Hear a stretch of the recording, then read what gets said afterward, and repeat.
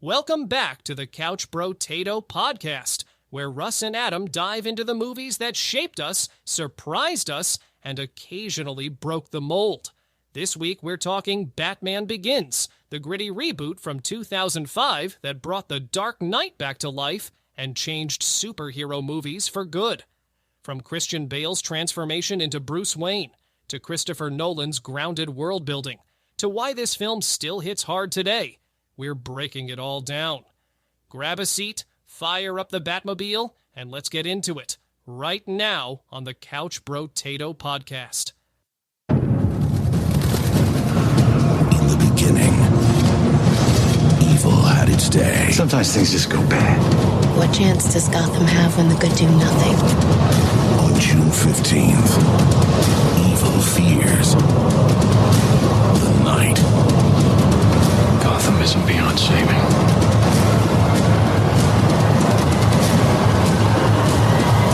Batman Begins. Rated PG-13. In theaters and IMAX June 15th.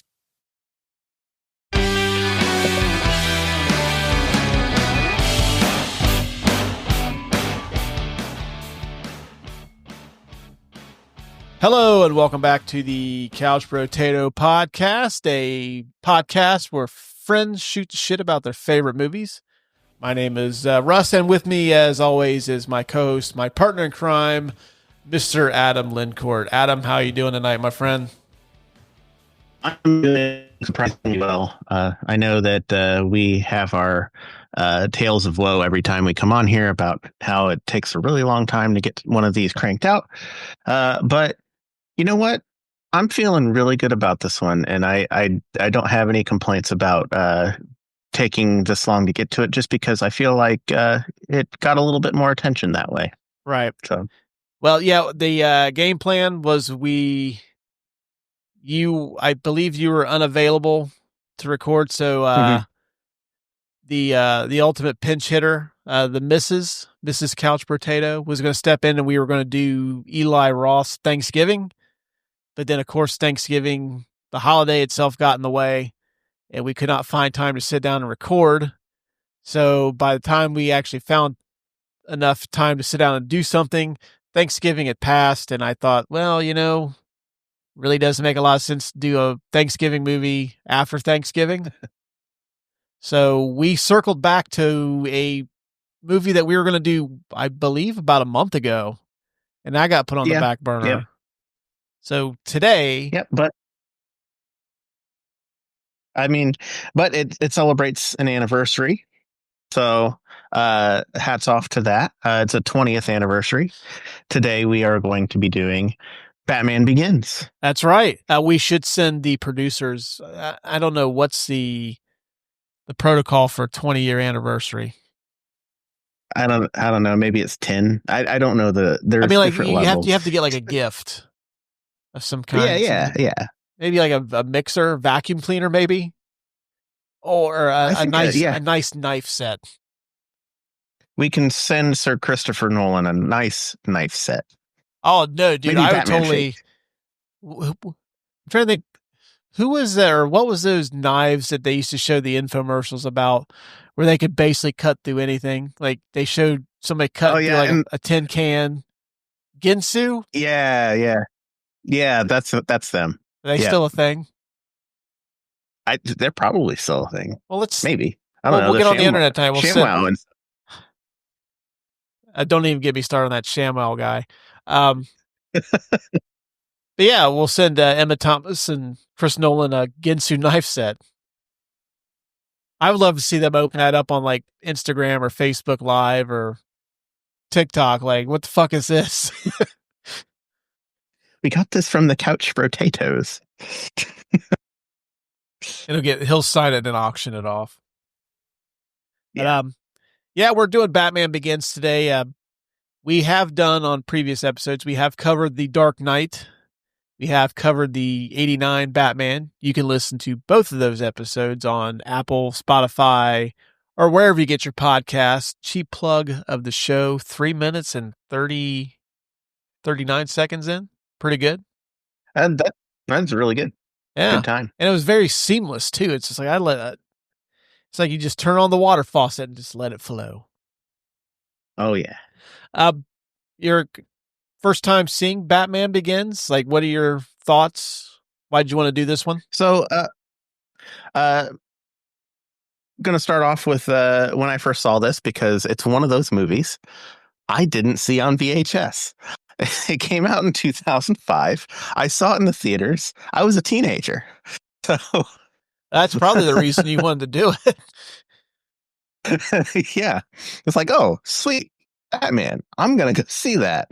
And yeah, was pleasantly surprised. I had been a fan of Batman since growing up with the '89 Batman and the animated series and all that. And Batman, favorite superhero, bar none. Have to go see the Batman film. Oh yeah, Went to go see it in the theaters. I forget who I saw it with.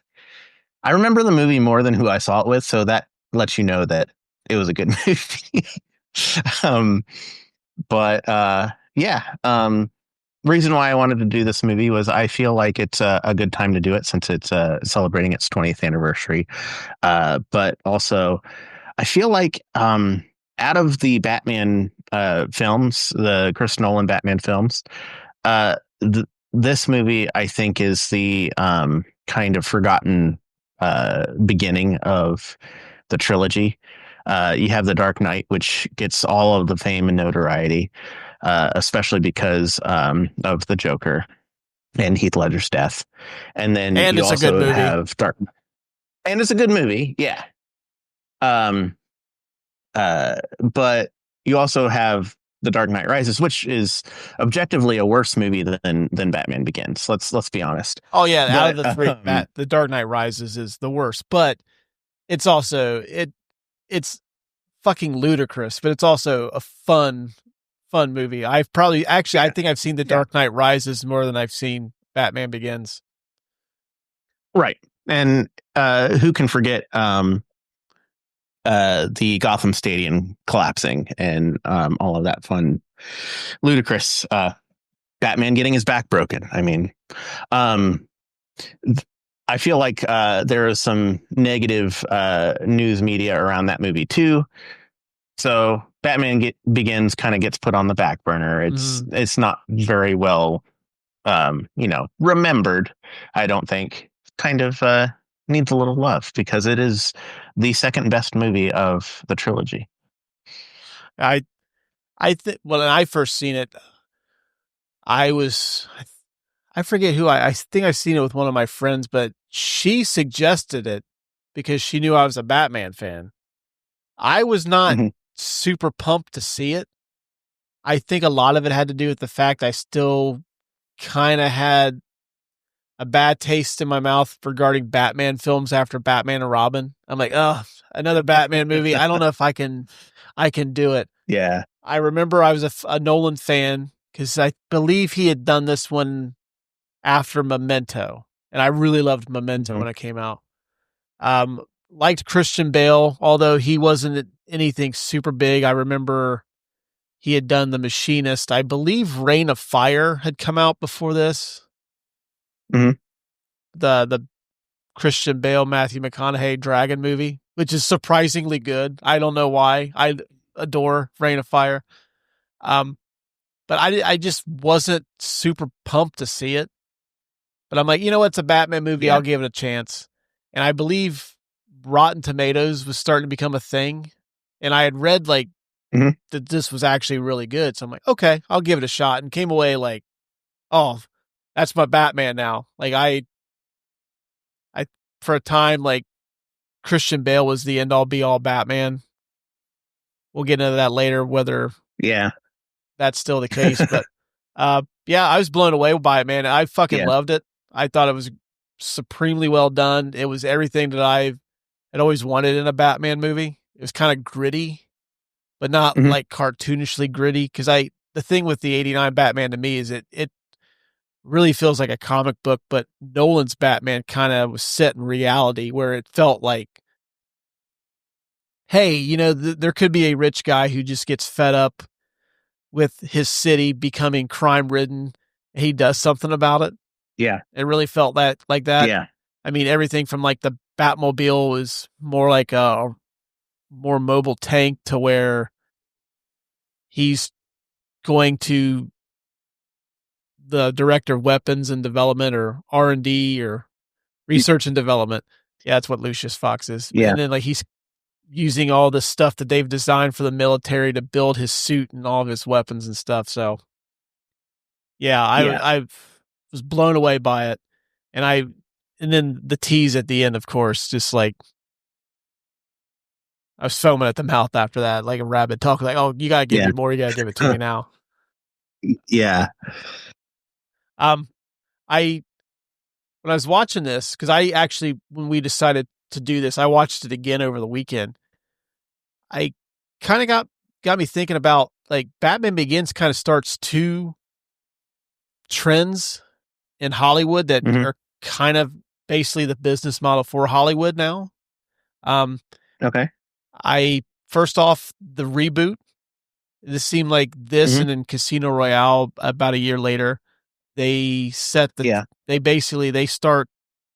the idea of, oh, you can take pre-existing franchises and just start them over from scratch. Yeah. Because after those two, and they were very successful in doing so, like they started rebooting everything. Yeah. I mean, I feel like it's a two-edged sword. We get Batman Begins, we get Casino Royale, which are great movies, but now that's all any studio ever does. And it seems like now, if a franchise has kind of gotten long in the tooth, what they do is they put it on the shelf for a few years and then they reboot it. They actually just did that. Like the most recent example is, I don't know if I would consider this another reboot, but the latest Jurassic World movie. Well, they even did it with Jurassic Park. Jurassic World's a reboot. Yeah. Yeah. And then they just redone it again. Ghostbusters. Yeah. It's like a big trend now. And I also feel that Batman Begins actually, I think, is what kickstarted the current wave of, well, now it seems like we're starting to get into superhero fatigue, but I kind of feel that Batman Begins is maybe, I don't know, I'm trying to think of the word, like the George Washington of the current comic book movie for craze, like once Batman Begins starts, then you start getting like into the Marvel stuff is like right down the road. Actually Marvel starts the same year as the Dark Knight. So. Well, I feel like, maybe Batman wasn't the start of it. Maybe it was Spider-Man because it came out in 2002, I think. Yeah, Spider-Man, but there wasn't it seemed like once Batman Begins came out, it started coming out a little bit more frequently. Batman Begins definitely started the superhero in a realistic setting kind of trope. And I think that Marvel took that from Batman, because the Spider-Man movies were definitely still comic booky. Sam Raimi's Spider-Mans are so heavily comic booky, you'd think he ripped them off of a page and put them on the big screen. Batman Begins, I think, set the trend for Marvel going forward, though. Yeah. Well, actually, yeah, X-Men, but X-Men 2. Oh, yeah, that's true. X-Men. Yeah. But yeah, definitely still very comic booky movies, yeah. And I also, you take like comic book movies as top tier cinema, you know what I mean? They weren't just considered just comic book movies. I mean, I think The Dark Knight is still, I hate to say it. I think there's maybe The Dark Knight and then probably Logan. I'm probably missing one, but those are the two comic book movies that I feel are they're great, Oscar worthy movies, just happen to have superheroes in them. You know what I mean? Mm-hmm. They're not just comic book movies. Yeah. Yeah. I feel like when it comes to cinematography, the Dark Knight trilogy, it has it in spades.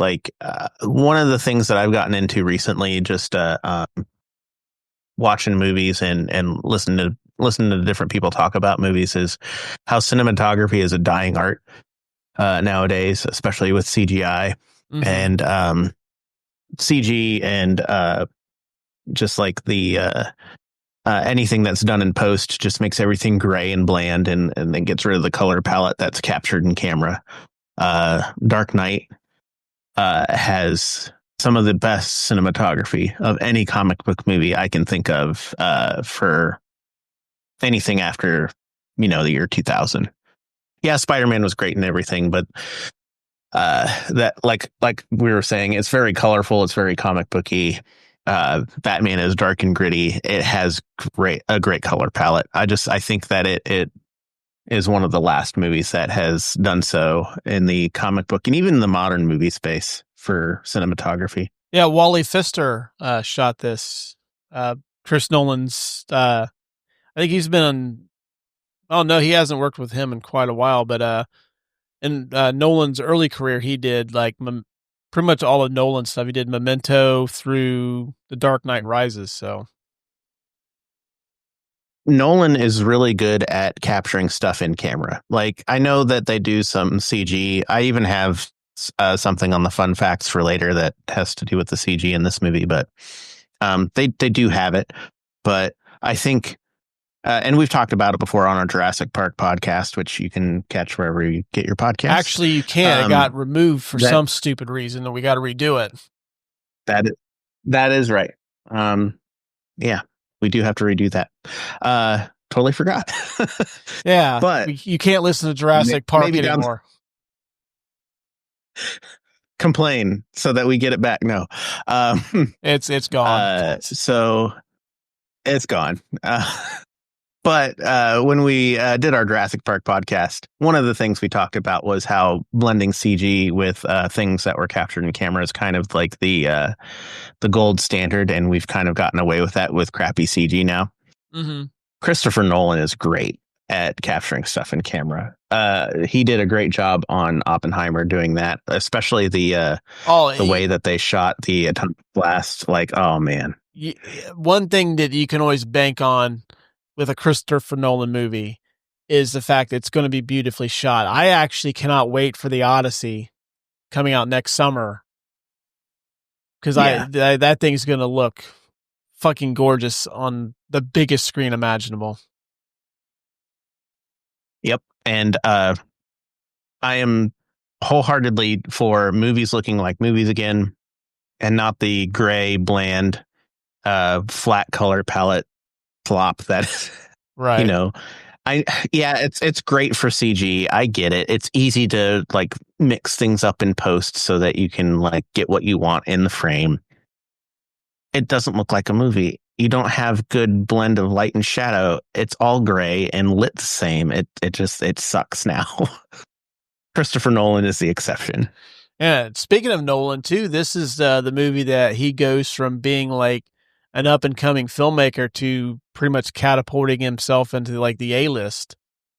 And now we see Christopher Nolan. He's essentially, I think, besides Tarantino and Scorsese, like the guy, maybe to a lesser extent, Paul Thomas Anderson, but like Nolan and Tarantino especially are like pretty much the only two filmmakers now that you hear that they've got a movie coming out, you're going to see it solely on the fact that they're directing it. Right. Yeah. Because, I mean, let's be real, though. Like an Oppenheimer movie, if that had anybody else's name attached to it, would you have been as interested in seeing that on an IMAX screen? Probably not. Yeah. I mean, if that would have been, I don't know. I'm trying to think of somebody like Sean Levy's Oppenheimer. But Sean Levy would never do an Oppenheimer movie.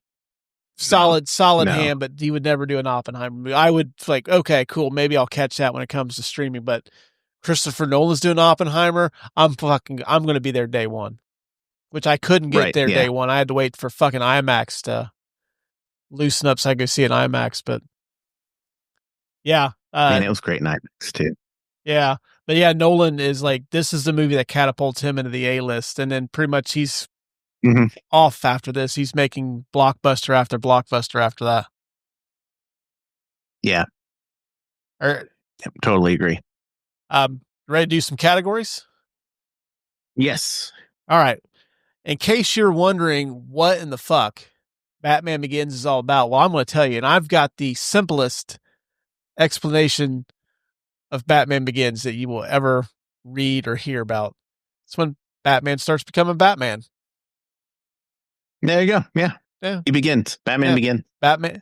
Batman begins his journey to becoming Batman. Yep. Some mistakes are made along the way. But yeah, it's Batman becoming Batman.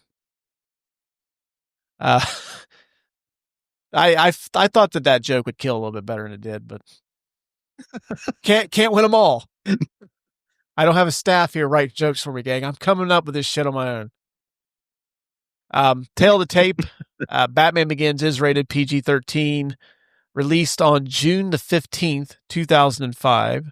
Stars Christian Bale, Liam Neeson, Katie Holmes, Michael Caine, Cillian Murphy, Morgan Freeman, Ken Watanabe, Tom Wilkinson, and Gary Oldman. Directed, of course, by Christopher Nolan. Rotten Tomatoes score of 85% from critics, 94% from audiences. The consensus, according to Rotten Tomatoes, is brooding and dark, but also exciting and smart. Batman Begins is a film that understands the essence of one of the definitive superheroes of the genre. Agreed. Yeah, definitely. I toyed around with the idea. Don't know how you feel about this. Instead of doing the Rotten Tomatoes score, we just look up what Roger Ebert. I kind of stole this from. Yeah. But after movies that came out after he was dead, we do Chat GPT Roger Ebert. Yeah. Yeah. Just toying around with it. Said about Batman. Yeah. Box office budget of $150 million went on to gross $371.9 million, making this the 9th highest grossing movie of 2005. Nominated for Best Cinematography for one Wally Pfister at the 78th Annual Academy Awards. It did not win, but it did get a nomination, which in the superhero genre, that's a win in itself, just getting nominated. And you can currently watch Batman Begins on HBO Max. So, and I highly recommend you guys and gals that listen to the show.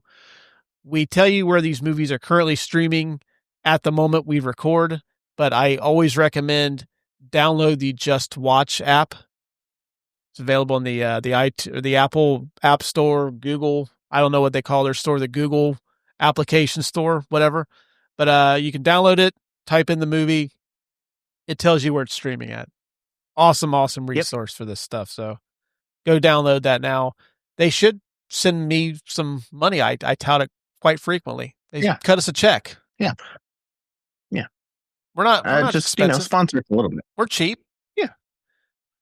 Did you know? Okay. Also, I was going to say, also, if you like the movie enough after you download the Just Watch app, maybe buy the movie so that you can watch it whenever you want. You don't have to rely on a streaming service to watch it. That's very true. You can buy Batman Begins on 4K Blu-ray on Amazon. Fuck, I don't know who even sells Blu-rays anymore. BestBuy.com still does. Okay, yeah, that's right. Walmart, maybe. Yeah, Walmart does as well. So, yeah, you can get them. They do. Man, I miss the days of every Tuesday. It's all right. Here goes $40 or $50 of my paycheck to buy fucking movies. I miss that so much. Oh man. Yeah, but see, having the physical movies does take up the space. But when all of the stuff goes down because of Skynet, you can watch your favorite films. Well, if Skynet's taking down shit, the last thing I'm worried about is watching a fucking 4K copy of Batman Begins. True. Have you seen that shit? Like literally nuclear war. Like they turn a lady into a fucking skeleton in mere seconds. She burns alive watching her child swing on a swing set. That's Fucking true. She manages to hang on to that gate a little bit longer, that fence a little bit longer than you think. It's like, yeah, I figured she would I turn would up have let dust. go a long time ago. But yeah, that's that little bit's from the great film Terminator 2 Judgment Day, which we did do a podcast episode on. And you can listen to that episode on Apple, Spotify, or wherever you get your podcast. And that one has not been taken down as Yeah. of right now. So you can listen to that. Great. See? Oh, shit. All right. I seen you in the camera. Like, I just seen a cat.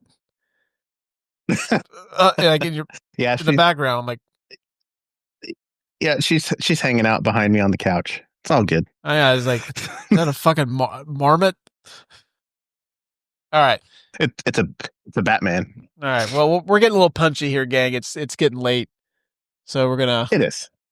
we're gonna get into the did you know? These are some fun facts and interesting tidbits about the production of Batman Begins. After the failure of Batman and Robin, Warner Brothers canceled all future Batman projects. In 1999, Warner Brothers studio head Alan Horn, which, real quick, trivia question for you. Do you know that Alan Horn was the studio head for 20th Century Fox, and he was the one that greenlit Star Wars? Star Wars, yes. Yep. I actually learned that from these excellent Star Wars documentary. Can't remember the name of it. Empire Shadows. Dreams. Yeah, okay. I knew it was Empire of Dreams or Shadows of the Empire. Something to do with darkness, just like this movie, Yes. I guess in 99, Alan Horn wanted to revive the Batman franchise, and he did receive some pitches that included a Batman versus Superman movie directed by one Wolfgang Peterson, with Christian Bale as Batman and Josh Hartnett as Superman. Also a Batman Beyond film, and then a Frank Miller adaptation written by Frank Miller and Darren Aronofsky, Batman, the Batman Year One, Mhm. which is kind of what this is. Yeah. Yeah. I guess after all those pitches failed, I do remember when this was in the production stages. I do remember reading stories about the Wolfgang Peterson Batman versus Superman, because they were going to do what they eventually did with the Snyderverse. They were going to spin that movie off into a Justice League movie, where they were going to do or Wonder Woman, The Flash. I don't think Cyborg and Aquaman were in that one, but I do know that was supposed to be the kickoff point for the team up movie. Apparently, Josh Whedon pitched a Batman story, which they did not like, so they hired Chris Nolan in 2003 to do a Batman movie with a script written by David Goyer. So good call. Before Christian Bale was cast as Batman in September 2003, 8 actors auditioned for the role, including Jake Gyllenhaal, Cillian Murphy, who eventually gets cast as the Scarecrow in this movie, Joshua Jackson, and Henry Cavill. Huh. Okay. Which Henry Cavill does become Superman a few years later. Don't know how I felt about any of those guys. I think if anybody could have done it, I think Gyllenhaal. Gyllenhaal has, I think, the appropriate amount of like darkness. Yeah. The dark personality. I mean, if you've seen Nightcrawler, you can tell he can pull that off. Yeah, he could. This one I thought was interesting. Ewan McGregor, Jeremy Davies, Christopher Eccleston, and one Marilyn Manson were all considered for the role of Jonathan Crane, aka the Scarecrow. That would have been interesting to see Ewan McGregor as Scarecrow. Yeah. Did you ever hear when Warner Brothers was going to make the 5th Batman movie? They had gone through a number of different iterations. Is the one right after Batman and Robin, that they had considered Howard Stern at one point to play the Scarecrow? I had I did not know that. I did read though that Scarecrow was always going to be the villain, and when it was going to be Batman 5, they were going to um, basically resurrect the Penguin and the Joker as phantasms of the Scarecrow's, fear gas, but they were going to be, the ones from the '89 and yeah. So I thought that was cool. It wouldn't have worked, but Yeah, it's probably a good thing that they just shut that down altogether. Like, okay, let's take a step back, guys. Yeah. This one's probably like one of the, like, most movie fans probably know this fun fact, but in the event that you don't, I'm going to give it to you anyways. The film that Christian Bale made right before Batman Begins was called The Machinist, where he plays somebody. I've never seen The Machinist. I've heard it's incredibly disturbing. But Yeah. Christian Bale loses a shit ton of weight for it. Looks very sickly. I think he gets down to like about 120 pounds. Mm-hmm. He's nothing but skin and bones. So when he's cast as Batman, obviously Batman cannot look like he's on his deathbed. So he hired a nutritionist, and he had to, in Christopher Nolan's words, is, I want you to get as big as you possibly can get.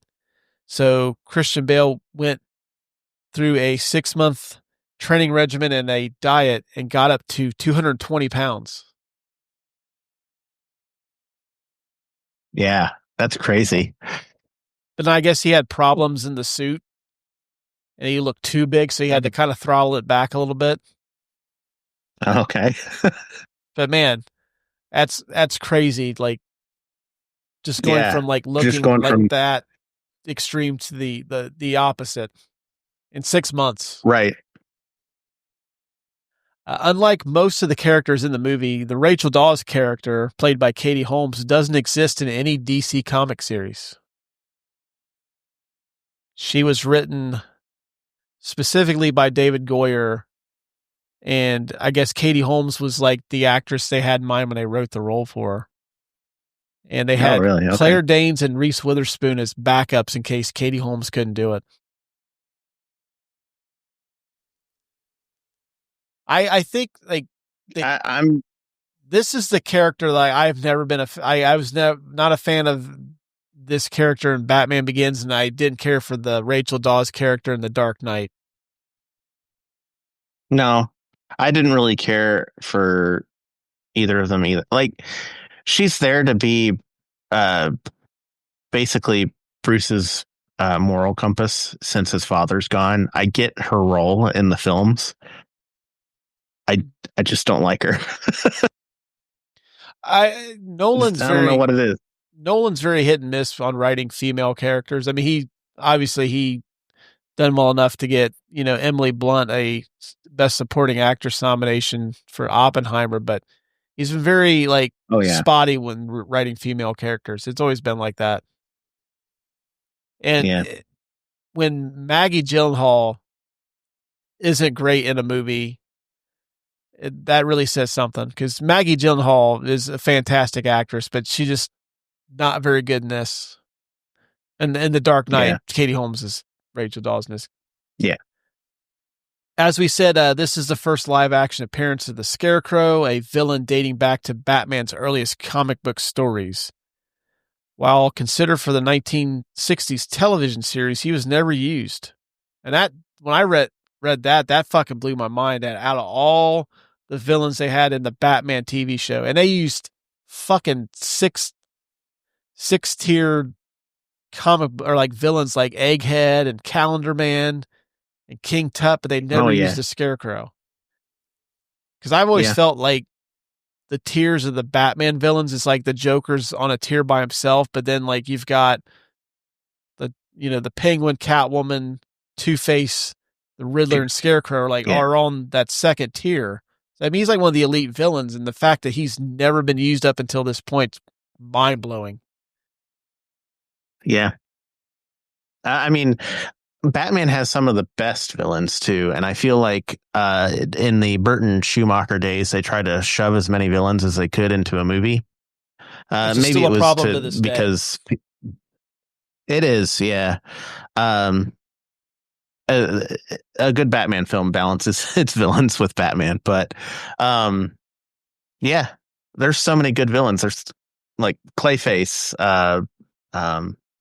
even like Bane and Man-Bat and Ra's al Ghul is a good villain. But yeah. Or as that lady says at that party, Mr. Raz Al Ghul. I chuckle every time she introduces him at the party. Mr. Raz Al Ghul. And I know I probably spoiled a little bit, but in the animated series, they called him Ra's al Ghul, which is when I saw this movie, it was weird because I was like, wait a second, I thought it was Ra's. But I've always called him Ra's al Ghul. I've always called him that. Yeah. Michael Caine signed on to play Alfred for the chance to work with the clever, as he called him, writer-director Christopher Nolan. He has appeared in every Nolan movie since then, with the exception of Oppenheimer, which I think he is now retired. Yeah. Now, I'm not saying that Christopher Nolan is a bad reason to sign on for a movie. Definitely not. But Michael Caine will do a commercial for milk for a paycheck. Oh yeah. Although I think he reverted back to where I wouldn't say he was as bad in choosing roles as he was in like the 80s. I mean, like, come on, he was in fucking Jaws 4. Yeah. But I think he got to be a little bit more like choosier with what he did. I mean, yeah, he was pretty much guaranteed like, oh, he's going to be in the next Nolan movie for sure.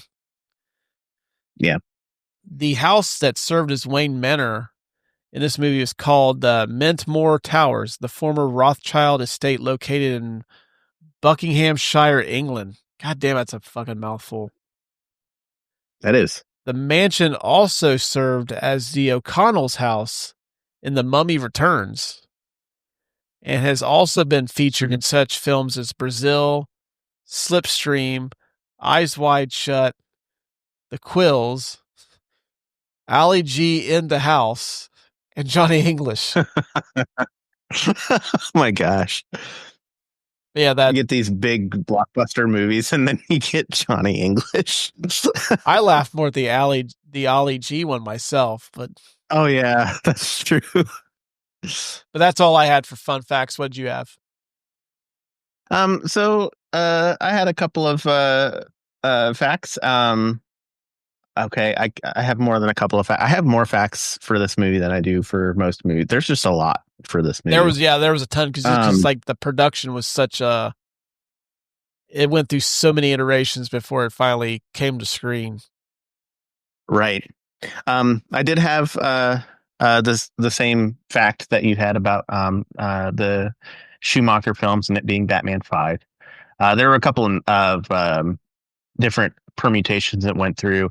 It was titled Intimidation Game to throw off the public, before settling on Batman Begins. The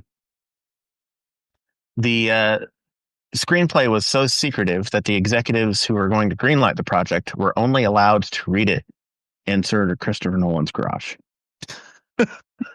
Oh, dude, like that would be the fucking job right there.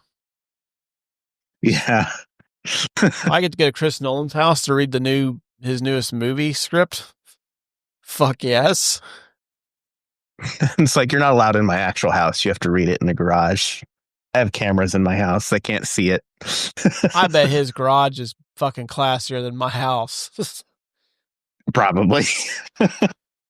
Probably cleaner too. Classier than. Yep. Same for me. I would gladly live in Christopher Nolan's garage. Nothing weird or anything, but it's probably super nice. Yeah, like you got room for rent. Can I take the rolls out? Hey, the movie reference. Anyways, um, uh, Liam Neeson had to hunch down during the final fight with Christian Bale because the height difference between them, Liam Neeson being 6'4" and Christian Bale being 6.5 feet. So Liam Neeson is a head taller than Christian Bale. A little bit. You can't have Ducard / Ra's al Ghul be taller than Batman. This is the first live action Batman movie to be produced and released after Batman co-creator Bob Kane died in 1998.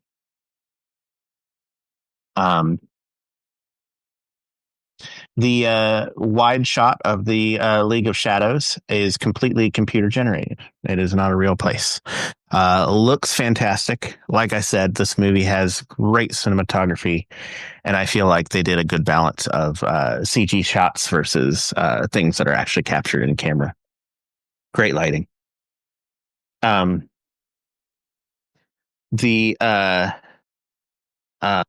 one goof that I have from this movie, because I like to throw goofs in my fun facts. Batman straps Falcone to a searchlight and waits for the cops to arrest him. And that's how we get the bat signal, because he strapped him on there and made it look like a bat. But those searchlights they burn incredibly hot because of the bulbs that are in them, and Falcone's back would be cooked if you were strapped to that searchlight. Smells like roasting Falcone. Somebody leaving a hoagie burning on a stove. The last fact that I have here isn't really a fact. It's just something that I found amusing. There is an actor named Turbo Kong that plays in this movie. He is the enormous prisoner. He's credited as the enormous prisoner. He shows up at the beginning. He's the one that antagonizes Bruce Wayne. I just love the fact that his name is Turbo Kong. So I decided to include that in my fun facts. Well done, sir. Well done.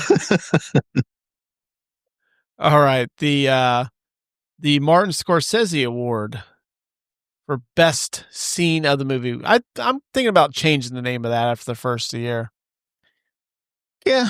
There's some updates that can be done. Because every time I've told somebody about this category, we call it the This Is Cinema, named after that meme. Like, no one knows what I'm talking about. I thought that was a fairly. Yeah. Maybe we should change it to the Eric gets shot in the chest from Mac and Me Award for best scene of the movie.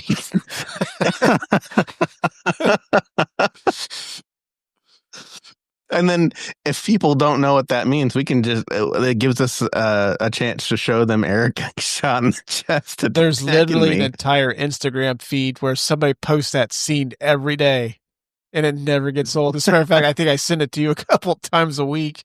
Yeah. Yep. Oh, man. All right. And I laugh at it every time, too. All right. The Martin Scorsese This Is Cinema Award for best scene of the movie. There's quite a few to choose from, but my favorite scene is the introduction of Batman in the shipping yard. Oh, man. You and we didn't share notes before this, so just so the audience is aware, I am a little bit surprised we had the same one. Oh, really? Yeah. Dude, like, that literally is like, you really feel fucking like on edge in that shipping yard for those thugs. Like, man, like something's happening.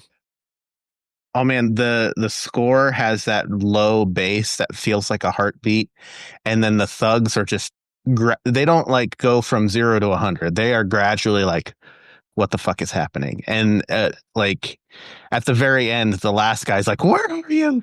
Here. And I'm like, oh god, yeah. It's so great. It really gave me the feeling of the Batman Arkham games that came out. Mm-hmm. Yeah. You kind of have to sneak around, then you could just like sneak up and like you just kind of rappel down from a ceiling into like a group of like armed assailants and just beat the shit out of them. It kind of it gave me those vibes too. Yeah. But I those games are great for that because it actually shows you their fear level, like, and you feel that in this scene. You feel the fear level just shoot up, like each of the guys getting picked off one by one, and then you're at that last guy, and he's just so afraid, he's like practically shitting himself. Yeah, that was my favorite scene in the movie. Although honorable mention when Bruce Wayne takes the tumbler for its first test drive. I like that scene. Does it come in black? Yeah, it's a good scene. I really like that. Can I mention that I don't really like the design of the tumbler? You know what? I mean, it took a while for it to grow on me. It's not my favorite Batmobile. I still think the 89 Batmobile is the best one by a country mile. Yeah. Like it's got a jet engine on it. I don't know if I've mentioned it on here, but I have this list of things that I would do if I won the lottery or I came into like an obscene amount of money. I have decided that I would buy a warehouse and I'd build a replica set of The Price is Right, so I can have friends come over for I'd have the ultimate game night at my house. Oh yeah, I'd play The Price is Right. I'd call you guys up like, hey, leave fucking Monopoly at home. You're gonna play Plinko and you're gonna get a chance to spin the wheel. Do we get to win the Batmobile? Yeah, you can.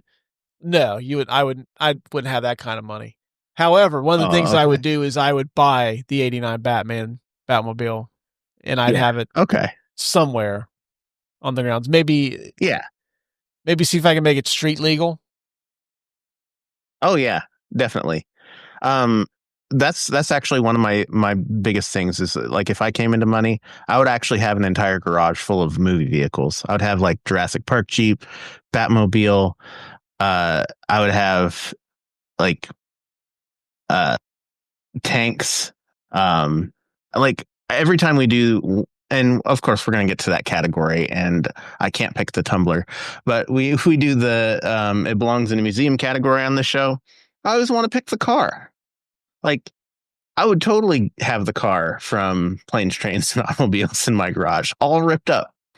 Oh, that would be in my garage. Yeah, that one. Yeah. The 89 Batmobile. The DeLorean would be like the DeLorean would be my first draft pick. Oh yeah, for sure. But yeah, that would be what I would want. I don't like the tumbler, but that scene is great. Yeah, that was like, it took a while for that to grow on me. I think I was more fond of it in The Dark Knight than I was in this one. Yeah. All right, so we're both in agreement. It's the first appearance of Batman at the shipping yard. Yes. All right. Yes, agreed. The Andy Dufresne Get Busy Living or Get Busy Dying Award for the best or most quotable line from the movie. What did you have? I had Bruce, why do we fall? I mean, that's good. Damn, dude, like you sure I didn't send you my notes? Because that's exactly what I had. Oh, really? Yeah, I was actually prepared to read it in Michael Caine's voice. Why do we fall? So we can learn to pick ourselves back up again. My Michael Caine's fucking horrible. Oh, we can do the one that everybody can do. Never. To this day, anytime I have to use that word, I always say it just like that. My kids will be, for Christmas, they'll ask me if they can have fucking like soda pop and potato chips for breakfast. Like, never. That's great. All right. I have a feeling that this next one we're gonna be different on. The McLovin Award. Yeah, I am McLovin. Yeah. For the best or scene stealing performance. The best supporting or scene stealing performance. Sorry, I can't even read my own notes. I had Tom Wilkinson as Carmine Falcone. Okay, yeah. I have mine's different, and yes, he's top billed, so he's kicked out of that for this category, I think. But his screen time is really low, so I picked Liam Neeson as Ducard / Ra's al Ghul. He isn't. He doesn't have a lot of screen time, but I think the fact that his character is he's one of the top billed. He's one of the important characters in the movie. Like he is the main antagonist. That's why I didn't say him. The main antagonist is an idea. No, I'm just kidding. Oh, come on, man. We don't do that intellectual bullshit on this show. We're a meat and potato show. Okay, I can concede that he is too important to the plot to qualify for this, but I really wanted him to be there because of the really low screen time. He's probably in it for less than a half an hour, like maybe 20 minutes tops. Yeah, I mean, if they had another villain like that, he was like, if Liam Neeson was like the secondary villain, which I don't think you can really cast Liam Neeson and make him the second villain in a movie. Yeah, I mean, technically, the Scarecrow is the secondary villain in this. Yeah, but he also has way more screen time than Liam Neeson does. Yeah, Tom Wilkinson's only in a handful of scenes. I always think he's really good. I even, like the menacing stuff with Tom Wilkinson's not even like my favorite stuff. It's when he gets committed and he gets interviewed and he goes, he's basically being very condescending about being crazy. Yeah. The voices in my head, blah, blah, blah. Or something. I love that. He turns it up to 11 when he gets fear gassed, though. Like that is superb acting right there. Yeah. It's great. Yeah. Yeah. Tom Wilkins, great actor too. He's in one of my favorite movies of the 90s, and he doesn't get recognized quite enough for that. But yeah, that was my nominee. But do you have another nominee to throw up for consideration? No, and I'm completely fine with Liam Neeson being disqualified, and we can give it. Well, the thing of this movie is very like, they don't really make too many movies like this anymore, where you've got like an A+ cast of actors and actresses, and like somebody's got maybe 6 minutes of screen time. Yeah, I mean, Gary Oldman's in this movie. He's not even in this a lot. Right. You can tell that Warner Brothers wanted to stack the cast and make this successful. Yeah. They're like, yeah, we'll bring out the wallet for this one. It's Batman. Right. And even like Ken Watanabe, who he's not so much prominent nowadays, but back when this movie came out, he was a fairly big name. And I think he ends up being he gets cast in Nolan's next movie, Inception, after this too. Mm-hmm. But he'd done this. And then he was coming off of The Last Samurai, which I think he got an Oscar nomination for. So he was kind of a big name too at the time. Yeah. He's the main doctor guy in the Godzilla films. Oh, yeah, that's right, yeah. And then you got Morgan Freeman, who's kind of... I think they saved Oldman and Freeman. They have much more prominent roles in The Dark Knight, but yeah, they're featured in this a little bit. So... yeah, that's why I gave it to Tom Wilkinson. Yeah, Tom Wilkinson deserves it. He's good in this movie. But I don't think there's really a wrong answer outside of you gave it to Christian Bale or something. You know what I mean? Yeah. All right. Sorry, my phone is acting up and it keeps like taking my notes back to the very top whenever I whenever I go to read something else off. Okay, the Dean Winters Who's That Guy or Girl Award for the performer that you've seen in plenty of TV shows and movies, but you don't know what their name is. Did you have anybody you would like to nominate? I do. And this is kind of an off the wall one, and probably literally only applies to me because of the things that I have seen him in. I nominated Shane Rimmer. He is the Gotham waterboard technician, the older one. He's the coach in A Kid in King Arthur's Court, and he played Conklin in the '88 miniseries of The Bourne Identity, which, like I said, only applies to me. Yeah, I was going to say, But I have no idea who you're I literally, like, I've been called a walking IMDb, but I have no fucking clue who you're talking about.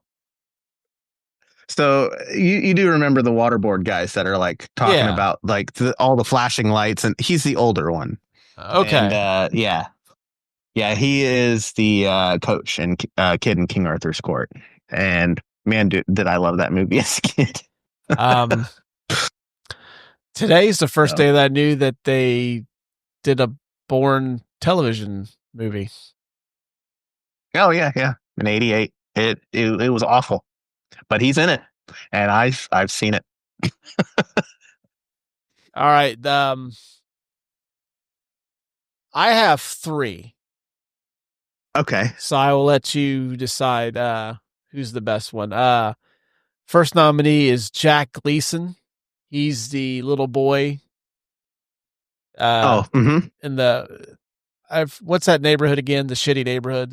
It had a name. I don't remember. The Gallows or something. Yeah, that's it. Mm-hmm. Probably best known as playing King Joffrey Baratheon in Game of Thrones.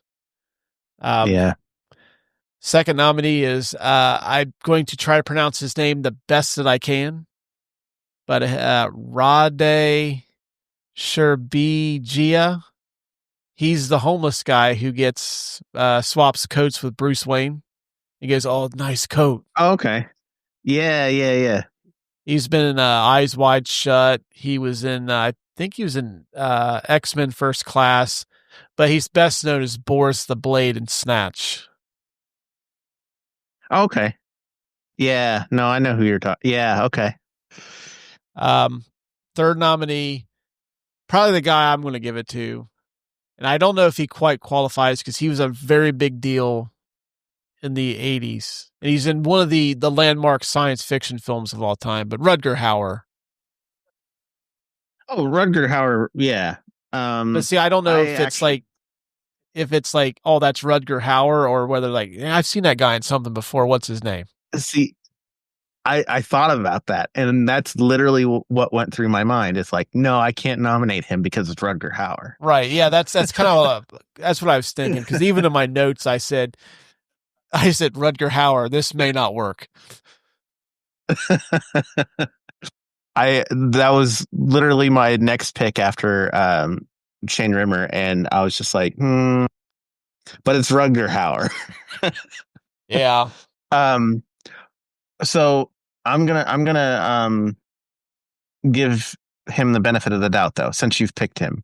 Let's say not everybody's gonna know him from movies from the 80s like you and I. Well, I think if film fans are going to know him from Blade Runner. Right.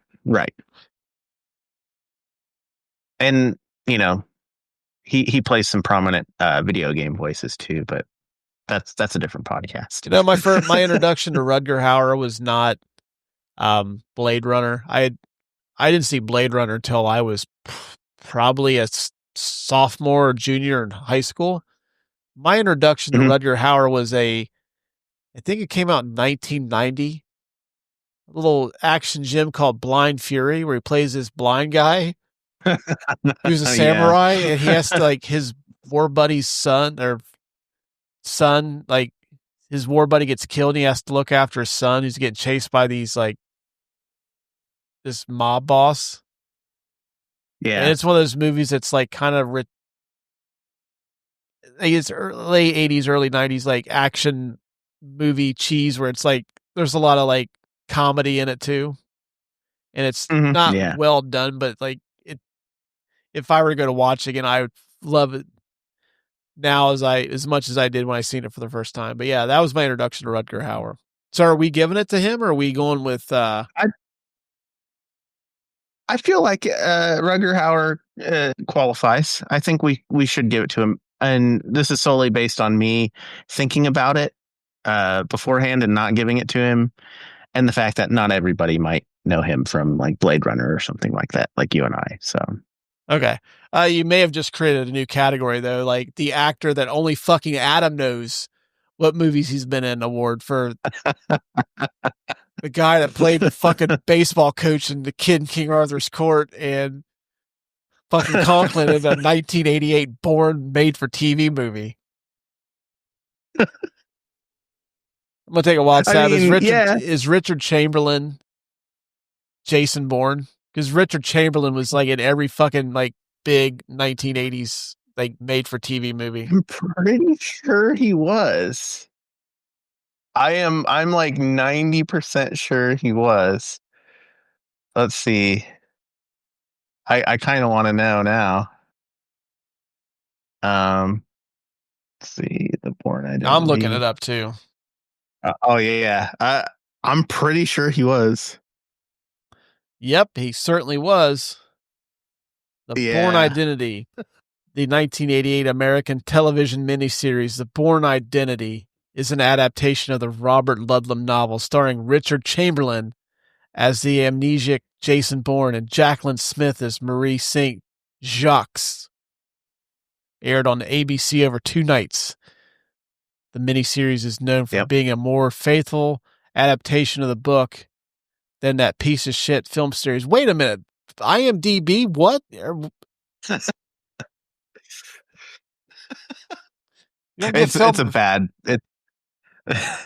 a bad made for TV movie. Dude, you said 80s and it was a TV movie. Like, my mom was a fucking sucker for the ABC, like, big movie event stuff back in the 80s. Yeah. Like Richard Chamberlain starred in a bunch of those. He was like in the Thornbirds, a movie, like a miniseries called Shogun. Like they would do this movie, but it would be over like 3 nights or something like that. Yeah. It'd be like 2 hours. It's essentially a miniseries, like a lot of the Stephen King stuff. Yeah. Yeah. But yeah, she fucking loved. She loved those. And like, I didn't even know that until I talked to her about, I told her we did The Shining for Halloween, and she's went on this fucking like, start talking about it. Like, oh yeah, like I remember they used to have all the Stephen King movies, and then they had those Richard Chamberlain movies. Like, whoa, okay. Thanks, Mom, for the dropping the movie bomb on me. I appreciate it. Yeah. And that went real sideways. That went sideways quick. But I think, Rutger Hauer. Yeah, long and short of it, Rutger Hauer is going to win the Dean Winners Award. All right, the most 2005 moment of Batman Begins. I really couldn't think of anything. No, I couldn't think of anything. There were some cell phones that kind of looked 2005-ish in this movie. But there's only a couple scenes like of them in the car with the cell phone. But I couldn't really think of anything outside of the way the cell phones looked. Yeah, same. So we'll just skip over that. The Indiana Jones It Belongs in a Museum Award for the prop you would most want for your personal collection. I think it's pretty easy. I mean, so the cowl is like one of the things that you want to, that's what you want to have. I didn't pick that this time because I would rather have the Keaton cowl. So I decided, since I can't pick the vehicle, I don't really like it anyways. Gonna pick Scarecrow's mask. Okay. I picked Batman's suit, and I don't give a shit. I would love to have Batman. Like, I'd love to have Keaton's, but I'd collect every single movie Batman suit. Like the fucking, like they were Infinity Stones. I would just have all of them.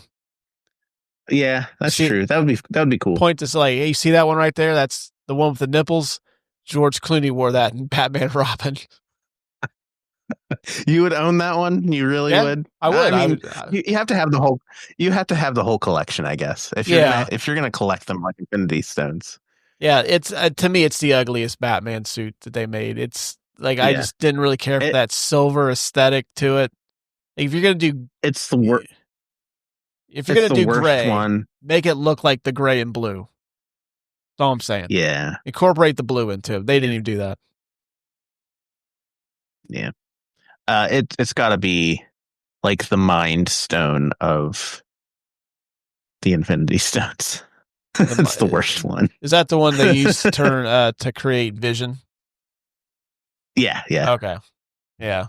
It was the one inside Loki's staff that like turned people evil. Yeah. Yeah. Definitely. All right. So you would want Scarecrow's mask. That's a good one. I actually had that one under consideration. I also thought about one of the batarangs. Batarangs, yeah, I had that too. That was an honorable mention on my list as well. All right. The John Williams Award for Best Use of Music in the Movie. So I actually have a giant thing about this. If you would indulge me a little bit. Hey, I'm letting you in the kitchen, the pantry, and the refrigerator, and the stove is yours. Let's cook. All right. So John Williams Award. Obviously, this is a Nolan movie. Hans Zimmer does the score. And I think you and I have talked about our our affinity for Hans Mount Zimmer. Rushmore of right. Mount Rushmore for composers. Hans Zimmer's making the list. Hans Zimmer is really well known for using unorthodox things as instruments. I believe it was Inception. It was either Inception or Interstellar that he used a giant horn made out of PVC pipe that stretched all the way down a hotel hallway. But in this movie, he uses a lot of different like electronics, brass, strings to create a mood. And usually the mood is fear. There's a lot of the blah sound that he is well known for in this movie. And I feel like this movie is it's like the genesis for that blah sound that we hear in movies. Mm-hmm. Like this movie was the first one. Everybody credits Inception for that, but Inception came out 5 years later. So no, Batman Begins. Right. The soundtrack for this movie has the Latin names of bats. So every track is named after the Latin name for a bat, a particular genus of bat.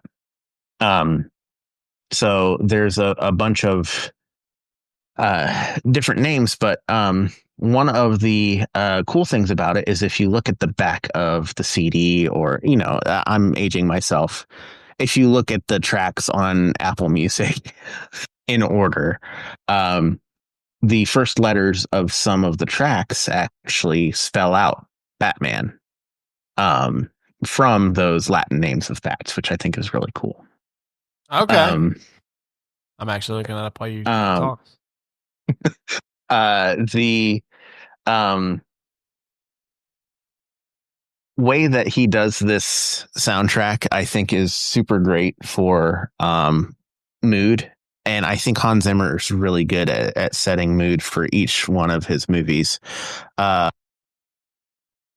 He, I think, understands how music can elicit an emotion. And a lot of times when you go to the movies, the music is really in your face with these types of movies, especially superhero movies. Now, I'm not knocking any of the composers of other superhero movies. There's plenty of great superhero movies, Danny Elfman being one of them. But a lot of modern movies like to tell you how to feel with the music. So it's very plain what they're trying to get across, instead of letting the music pull you through the scene. And this movie has that in spades. Like it starts off slow.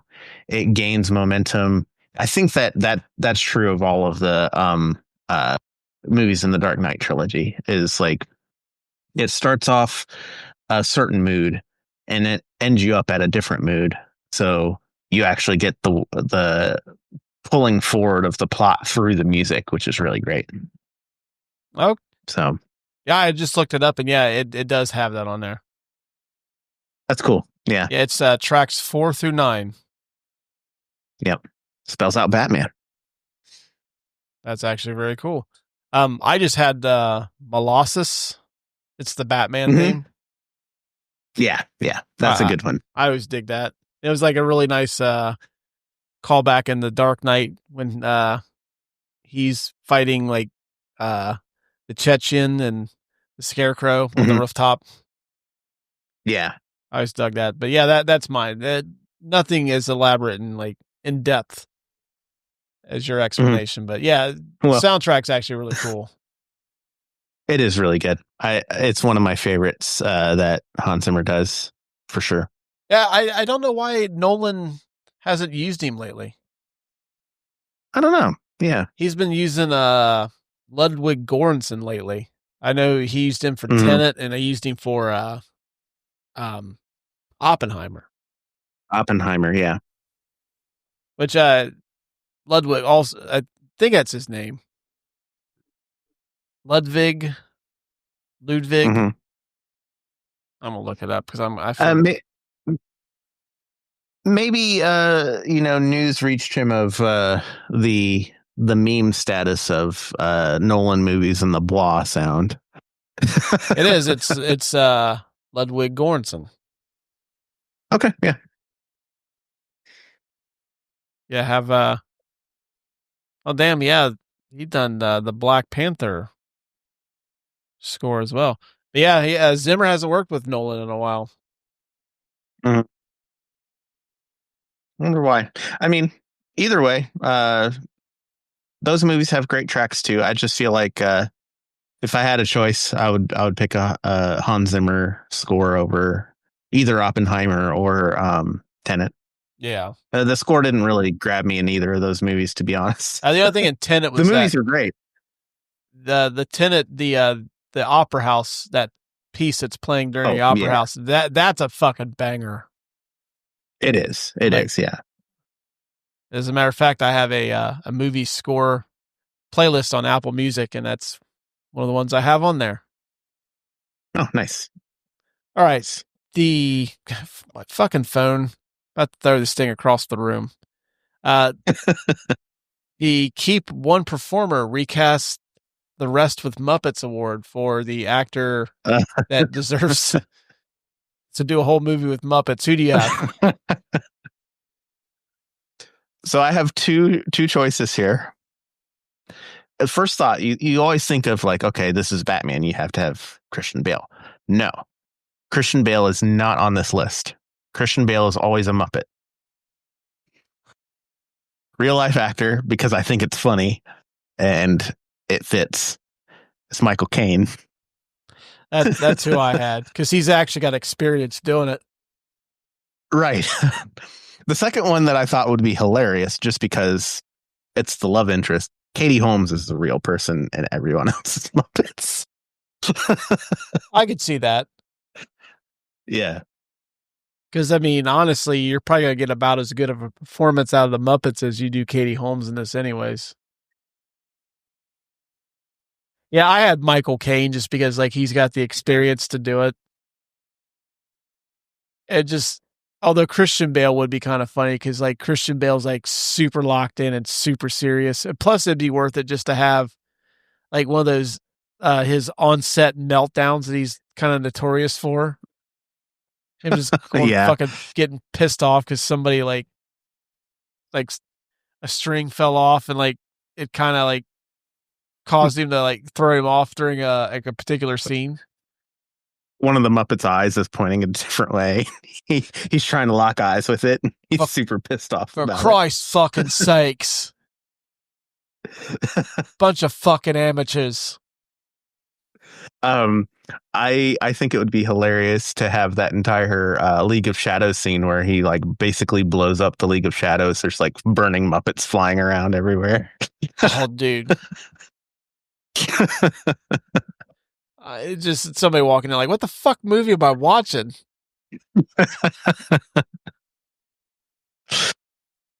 Oh man, that's great. It's just a sick, twisted imagination of the Couch Brotato Podcast, sir. I really need somebody to make Batman Begins the Muppet Edition now. I really want to see it. I would pay money to see it. Well, Warner Brothers is for sale. It is. So if you guys listening want to send us a tenner and go in on Warner Brothers with us, we'll try and outbid Netflix. We really should do that. We'll make that movie. Yeah. Get enough people to pool in like $10. And you know what? I mean, it's cool. Everybody will own it. It's fine. Like, yeah, it'll be like I don't need to own it. It'll be the Green Bay Packers of Hollywood. Right. Everybody owns a piece of Warner Brothers. And we can make the movies that we want. We can make Batman Begins the Muppet Edition. Well, we'd have to find like the Muppet equivalent. We can't use the Muppets as Disney owns it. That's true. We would have to do it would probably be like something like Team America. But or the Sid like we'd have to get Sid and Marty Krofft. I think they're dead, but if they're not, yeah. Sid and Marty, if you want to get in on that, let us know. Right. Although those guys are probably sold, they don't know what a fucking podcast is, but right, yeah, but never hurts to ask. Right. I might put that up on the social medias tonight. Like loyal Couch Brotato listeners and fans or film fans around the globe. Who wants to go in and buy Warner Brothers? Yeah. We get enough people, we can outbid Netflix. It's not impossible. Just a lot of people have to do it. A lot of people. Hey, you know what? You're right. Buy yourself a piece. Send us a little extra you can get as a Christmas gift. Like, hey, listen. I know this isn't a Switch 2. But what if I told you I bought you a piece of Warner Brothers? I want a piece of cinema history right now for Christmas. I can just hear it now, though, like somebody present now, like, you are the most ungrateful 5-year-old I've ever met in my entire life. I wanted a Switch too. You'll get Warner Brothers and like it. All right, the Mount Rushmore Award. This is the award for, like, would this movie be on this particular actor, actress, director, or concept? Would it be on the Mount Rushmore of? So Christian Bale, I say no. No, yeah, he's done a lot more things that deserve. Well, I mean, the Mount Rushmore. I don't want to give. I mean, obviously, The Dark Knight would be, and I didn't want to do I don't think you should have like the same character from two different movies on your Mount Rushmore. You know what I mean? Right. I agree, but like he's done a lot more things, like American Psycho, The Fighter. Like that, he's got an Oscar. Yeah. Yeah. Christopher Nolan. I also said no. No, there's, like you said, Dark Knight would make it before this movie. Yeah. What would be, as of right now, what would be Chris Nolan's Mount Rushmore? Oppenheimer has to be up there. Yeah, The Dark Knight, Oppenheimer for sure. Yeah. Probably Inception. Interstellar is great. A lot of people love that movie, but I don't know if it makes a cut. Maybe it's runner up. Let's see here. I have it. Mine would be The Dark Knight, Oppenheimer, Inception. Okay. Or not Inception, but Interstellar and Dunkirk. Those would be my 4. Okay. Yeah, that would probably be my personal 4. But I don't know. Is Interstellar like more widely beloved than Inception? I think so. People? Yeah. I think Inception's kind of been forgotten.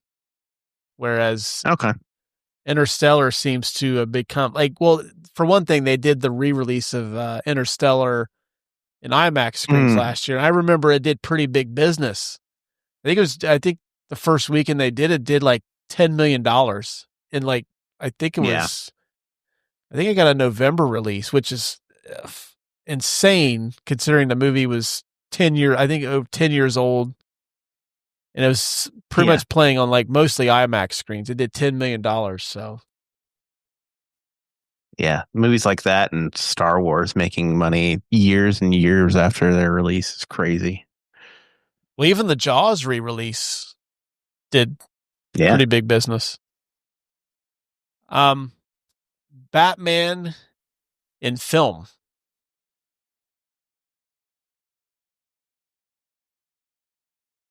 So I think it's got an interest. I mean, Dark Knight and the '89 Batman obviously are locks. Are we counting? You can count TV? The sequels, and you can count. I guess you could count the not TV shows, but the Mask of the Phantasm would count. Okay, since it is a movie. Mask of the Phantasm, Dark Knight, '89.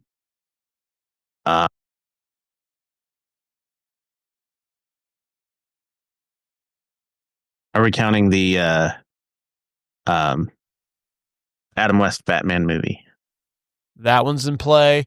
You can also count the Justice League movie. Since Batman is in that. No, we can't. Well, no, you can't. No. I'm just talking about it's Batman performances. I've always been very fond of Ben Affleck's interpretation of Batman. I think I would have loved to have seen what he would have done with a solo Batman. I think that out of all of the things that the Snyderverse has produced, his Batman is pretty darn good. This might be a hot take, but I think in terms of the combination of Batman and Bruce Wayne, I think Affleck's number 2. He has all of the characteristics of a comic book Batman. So he's actually great. He fights like Batman does in the comics. He's good. Yeah. So we're doing Batman in film as the character, not the film itself. Not the film itself. Cause okay. Okay. So yes. I think that, and if say you think that Michael Keaton's Batman was better in Batman Returns, you could put Batman Returns instead of the '89 Batman. No, so, I think his performance was great in Returns, but I think it was slightly better in '89. Begins doesn't make the list. Dark Knight does.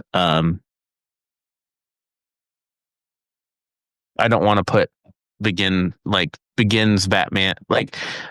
Obviously Christian Bale's on the list, but not for Batman Begins. Not in this category. So, yeah. I had '89 Batman, The Dark Knight. I really want to do Mask of the Phantasm, so I'll put that one on there, and then I'll go. Kevin Conroy is iconic Batman, and I'll go Affleck in Batman versus Superman. I'll probably live to regret that, but. What do you think of Robert Pattinson's Batman? Does he make the list or no? I like him as Batman, but I didn't care for him as Bruce Wayne. I could agree with that.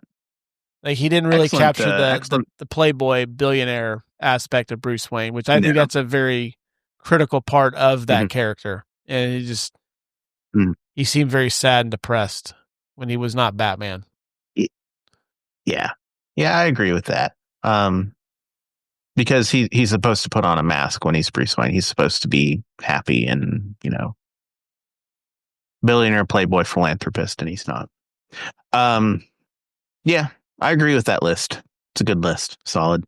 What about movie franchise reboots? I say yes. Yes. This is one of the very few reused IP movies that I would say this is good. Yeah, I have this, Casino Royale, Jurassic World, since that was such a gigantic film when it came out, because I think it ended up doing more than Jurassic Park did at the box office. It did. I think it actually got to be the highest grossing film of all time at one point until Avengers beat it. I'm pretty sure. I don't think it got quite that high, but I think it made I think it was in terms of worldwide, I think it was like a top 5 all time. I think it settled in at 3 at one point. I remember. Yeah, I know it did huge business when it came out. Yeah, it was an event. I remember going to the theater and they had the original, one of the original.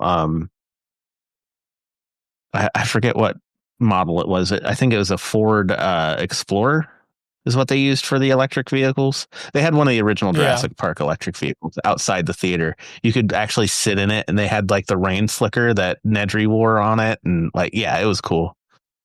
Number 4 is the 2009 Star Trek reboot. Yeah, that was really good. I know it was really divisive for that fan base, but I don't care. I liked it. Yeah, I really liked it. I thought it was all 3 of those movies were solid. So yeah, that'd be my 4. They were. Yeah. I would say this, Jurassic World, Ghostbusters wasn't bad, but I don't think it makes my list. Star Trek for sure. Can't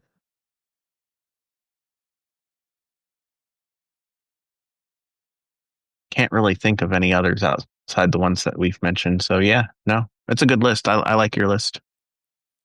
All right.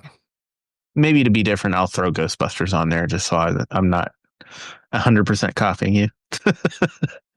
The last category I thought this was kind of funny. In the train sequence, the big finale, when Batman tells Ra's al Ghul, he goes, "I'm not going to kill you, but I'm not going to save you either." And as the train's getting ready to go out off the rails, Liam Neeson has this "oh shit, I'm dead" look right before the. So it made me think of the "oh shit, I'm dead" looks in movie history. Oh, Speed is number 1. And then this one's really great. We quote it all the time. I really like. Oh, yep.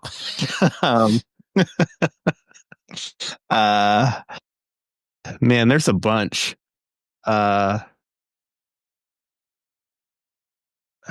Man, of course I can't think of any at this late hour, but yeah, no, that's at least my top 3 or 4 right there. So yeah, okay, it makes the list for sure. I did some research. Okay. And I have them written down. So, yes, Jeff Daniels in Speed, definitely number 1. Number 2 was Harvey Fierstein in Independence Day, when he goes, oh crap. Yeah. And he's getting blown up. That's good. I had number 3, Christoph Waltz in Django Unchained. And he refuses to shake Calvin Candy's hand. And he just has this look like he knows he's going out, but he's taking a couple people with me. And for some reason, my stupid note. Oh, there it is. Okay. Number 4 is one I know you will appreciate. Is Clever Girl when Muldoon gets attacked by the raptors from both sides. Like he has that look, like he knows he's gone, but he goes, "I'm going out fighting." Yeah. So those would be my 4. Those are good picks. I think I'll tack Muldoon on mine, but I'm sticking by my picks. Yeah. Yeah. When I seen him in the car getting ready to get off the rails, the first thing I thought of was Jeff Daniels in Speed. Yeah. Like, oh crap. It's literally, it's not, Jeff Daniels' look is not cheesy because you actually like have a connection with the character. You like, he seems like he's a really good friend to Keanu Reeves, but it's a good combination of cheesy shit and just that kind of feeling. I will say that I do love the ode to Lance Hendrickson though. Yeah. That's the fucking best. And little did he know that basically became like an Ohio thing. Like when you're trying to get through somebody, you drop something like, oh. All right, last category, the Brotato score. Out of 5, what do you give Batman Returns? Or Batman Begins. Sorry, we were talking about Batman Returns, and I had that on the brain. Batman Begins. You know what? I don't want to give it a perfect score because there are better Batman films. But this is a solid 4.6 out of 5. Okay. I gave it a 4.5 out of 5. Okay. I grade on the quarter scale. Cool. I don't get super in the woods. Like, okay. Like you said you gave like a 4.68, 3? 4 points. Repeating.